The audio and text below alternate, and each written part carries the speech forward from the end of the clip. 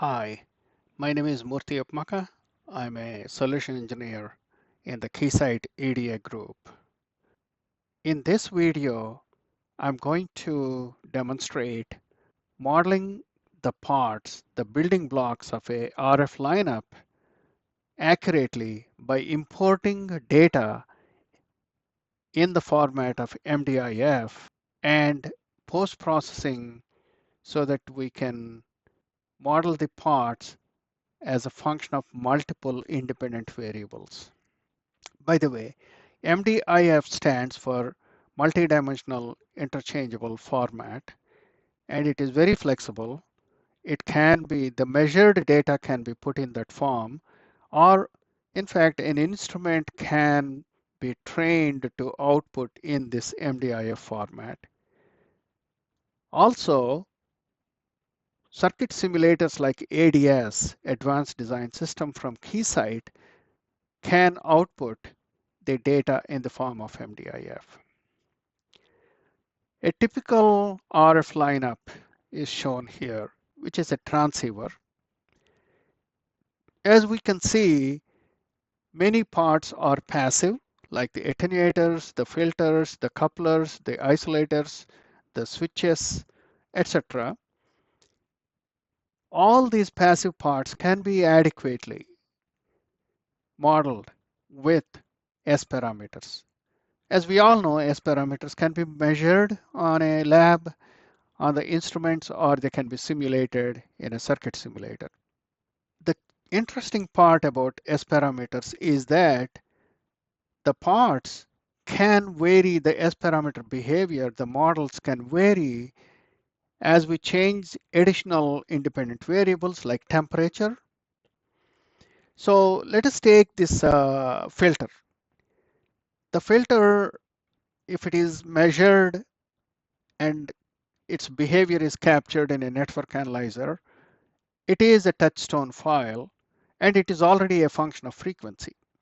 If we measure the filter at 3 or 4 or multiple temperatures, all those files discretely describe the behavior at those temperatures as a function of frequency, depending on how the frequency step, how much frequency step we used. Now, if we want to sweep the temperature and get the behavior, then we have to interpolate between these files. We'll see how we can do that. It will become even more interesting for a part like step attenuator. So this part has, if at each attenuation value that is permitted, we have a touchstone file describing the behavior at that attenuation as a function of frequency. Now, if this step attenuator is measured at different temperatures, then we have 3 dimensions: temperature, attenuation, and frequency. So it's a 3-dimensional model. Once we create a 3-dimensional model inside system view and assign it to this part, we can sweep the attenuation, we can sweep the temperature, we can sweep the frequency. That is about the passive components.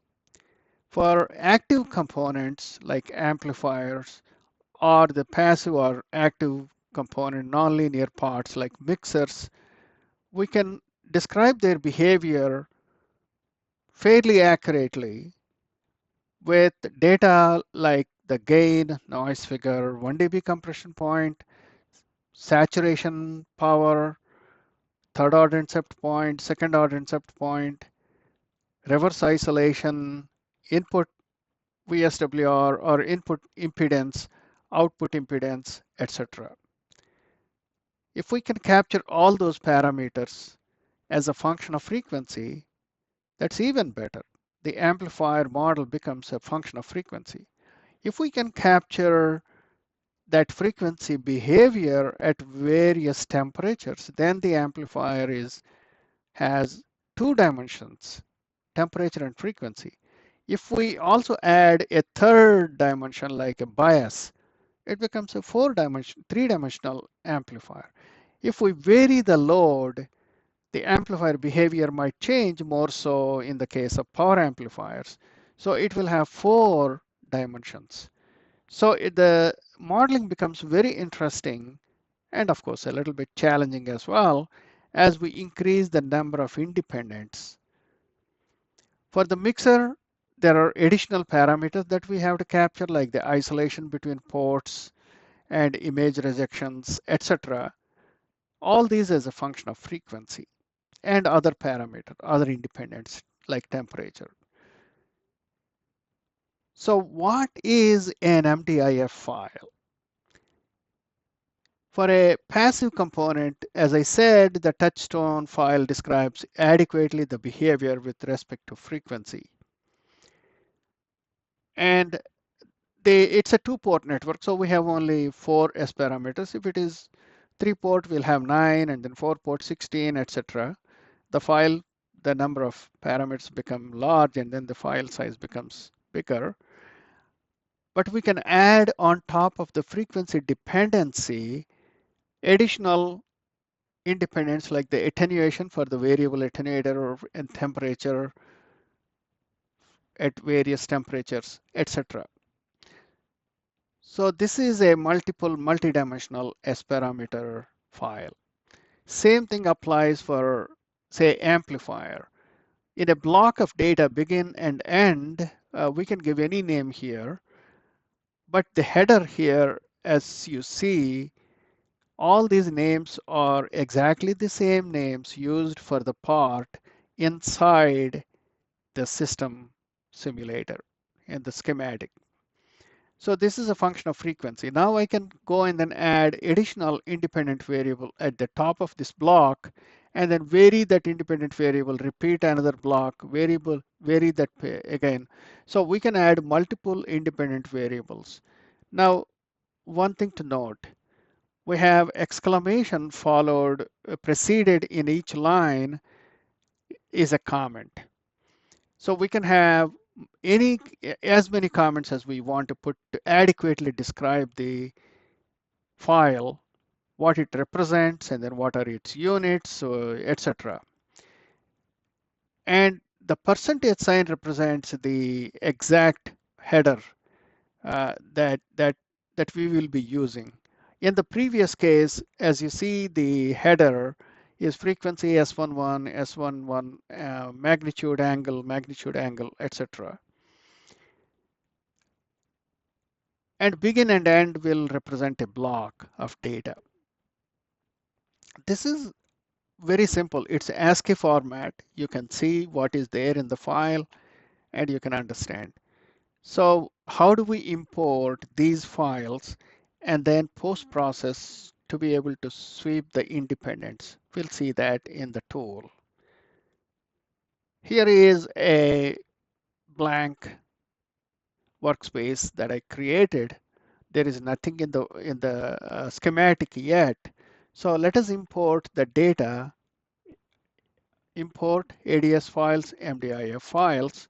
I can specify multiple files, this dot dot dot, and select one or more files that will point to the data data files that are there in the directory. I can select all three of the 3 temperatures files and open it. What it will do is it will read all the 3 files, as you can see, and identify whatever the independents that we have. It is recommended to replace whatever the name you have, the file has for frequency with uppercase F. That will have some pleasant feature it will invoke. You will come to that later on. About the attenuation, we did not give any, it did not find any units in the file, so it came as none, but we know the units are dB10. Also, to show the flexibility, we purposely put the units in the file as hertz, but we know for sure they are gigahertz. So you can tell the MDIF file, look, those values that you're reading for the frequency are indeed gigahertz. So you will be able to do that. And then if we import, it imported with the default name that came here, but I can go and modify that name if previous before importing or after importing. Let's call it as imported MDIF, and so the imported MDIF has independents identified, their units. We trained the units appropriately if it did not understand from the file. And then here is how the data looks like at different temperatures, -40, 25, and 85, and at different attenuations. And if you vary the attenuation for a given temperature, it will show the values. And what happened is the files that were collected at -40 degrees centigrade, we collected less data.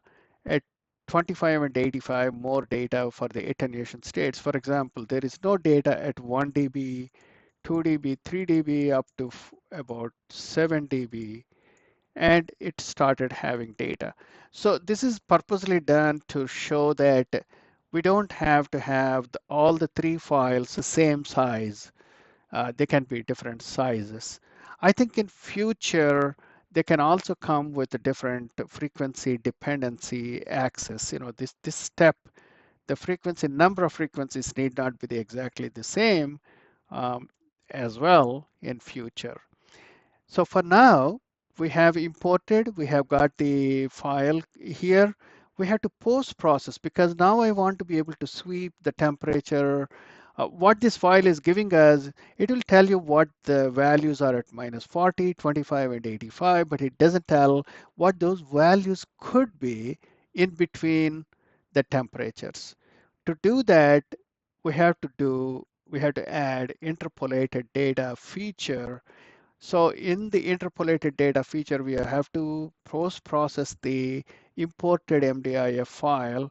And then here, I can give a value, hard-coded value of say -40 and attenuation, whatever, 10 dB, and then frequency some value. Then it will give you one value at these three independents.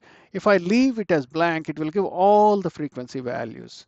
So we can hard code these, or we can assign them to be variables so that my interpolated data becomes a function of the variables. In order to add those variables, I would want to create them first. So in an equation block, I created my temp as starting, let us start with 85, right? That's a known value. And then let's start with the tune 0 dB attenuation. And frequency, we don't have to assign anything as a matter of fact. So for the time being, I'm going to keep it as a constant. We don't have to initiate, or we can initiate as shown here. It's left to us, but we are not going to tune the frequency though. We will collect all the values at all the frequencies. So if we go back and we assign my temp and my ATTN. Here at the bottom, you can see that we can slice the data at these particular values. The values here are 85 and 10, and we can slice the data to give the S parameters at all frequencies. That will create only one vector, one data set as a slice data, or we can interpolate data and leave it as more dynamic and flexible. So if I just say apply, it has created interpolated data S using the function called interpdata. It's a multi-dimensional function that interpolates the data between frequency, temperature, and the attenuation values. So if I click here, it has all the data here, a 180 by 2 by 2 matrix. So there are 180 values, and um, each is a matrix, right? 2 by 2 matrix. So you can see the matrix here at each frequency. So if I want to vary the temperature, I can vary the temperature. For example, here, the tune value 85 degrees. Let us set it to be the known value 25. So it varied uh, the data, the S matrices, and then -40 is also known temperature. So it'll vary. So that's no brainer, right? But what if I ask it to give me the values at minus 20? Will it do it? It has interpolated. How do I know it actually interpolated? You can see the additional decimals which were not in our data set, um, and it computed. Whenever it computes, it computes with some precision, and unless you truncate them, you will get the additional uh, bits. So I can give now any value, say 0 temperature, it will give, or more nicely, I can go and then plot as parameter file, and then I can vary them. For example, I vary with a step of 5, and as you can see, I can vary the data very easily. Or I can vary the attenuation, and you see the attenuation values are changing, and you get the data with the different attenuation settings as a function of frequency. So this created very nicely a interpolated data that we can vary the independence and then get the data at any point for these independent variables. Now that we have the data, we can just drag and drop to create a part. This is the variable attenuator that we have. If you want to create a new symbol, you can assign a new symbol to this, and then that will become your variable attenuator. At this point of time, we can go and build additional building blocks like an amplifier, let us say.